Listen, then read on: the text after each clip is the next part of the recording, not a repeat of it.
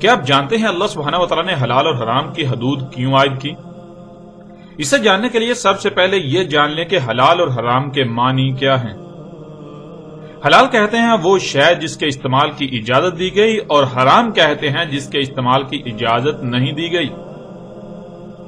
اس کائنات میں دو طرح کی اشیاء ہیں، ایک وہ جن کے استعمال کی اجازت دی گئی اور دوسری وہ جن کے استعمال کی اجازت نہیں دی گئی۔ اب سوال یہ پیدا ہوتا ہے کہ آخر ایسا کیوں؟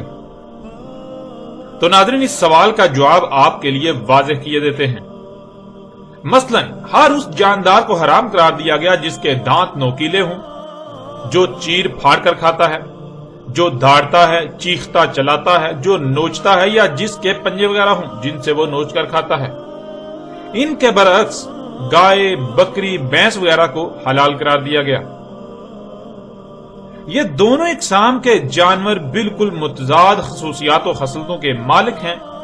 مثلا پہلی قسم کے جانداروں میں کتا، شیر، چیتا، بلی وغیرہ سمیت مختلف چیرنے، پھاڑنے، نوچنے، داڑنے اور چیخنے چلانے والے جانور ہیں، اور دوسری اقسام ان جانوروں کی ہے جن میں ادب ہے، عاجزی ہے، انکساری ہے، مالک سے وفاداری کا مادہ ہے۔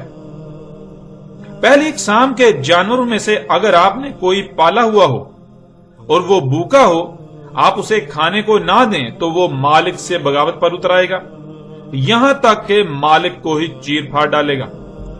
لیکن دوسری اقسام کے جانوروں میں بغاوت کا کوئی عنصر نہیں ہے، بھوکے ہوں تب بھی مالک کے وفادار، مالک ظلم و جبر کرے آنسو بہا لیں گے لیکن بغاوت نہیں کریں گے، پھر بھی مالک کے وفادار ہی رہیں گے۔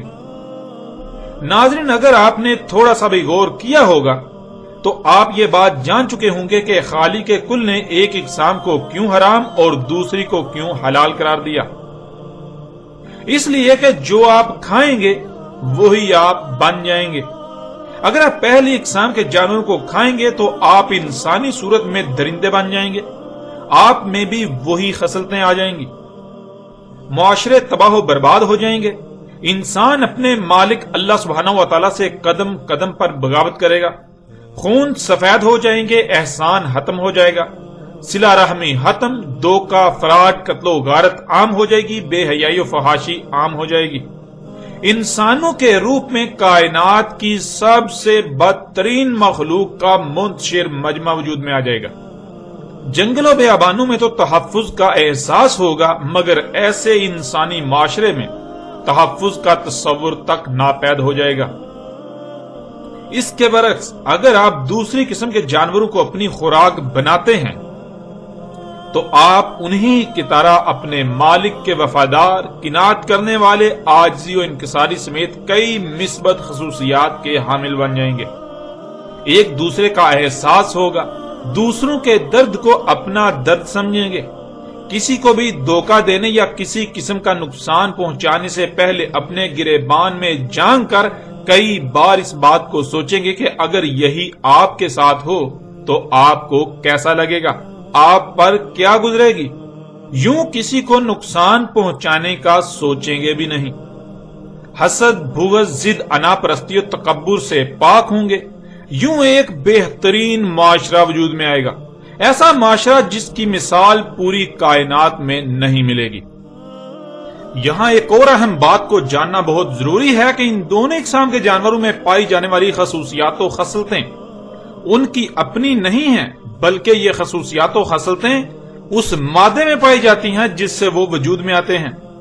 مثلا جس مادے سے کتا وجود میں آتا ہے، اگر اسی مادے کو بکرے کی خوراک بنا دیا جائے تو بکرے میں کتے کی خصوصیات و خصلتیں ظہور پذیر ہوں گی۔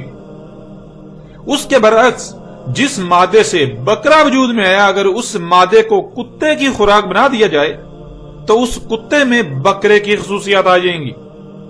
اس لیے اصل اہمیت اور حیثیت اس مواد کی ہے جس مواد سے رزق وجود میں آتا ہے۔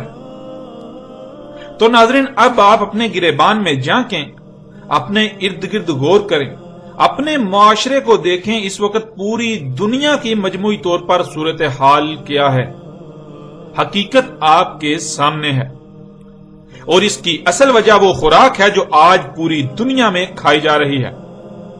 کیونکہ ناظرین آپ وہ ہیں جو آپ کھاتے ہیں، آپ جو کھائیں گے وہی آپ بن جائیں گے۔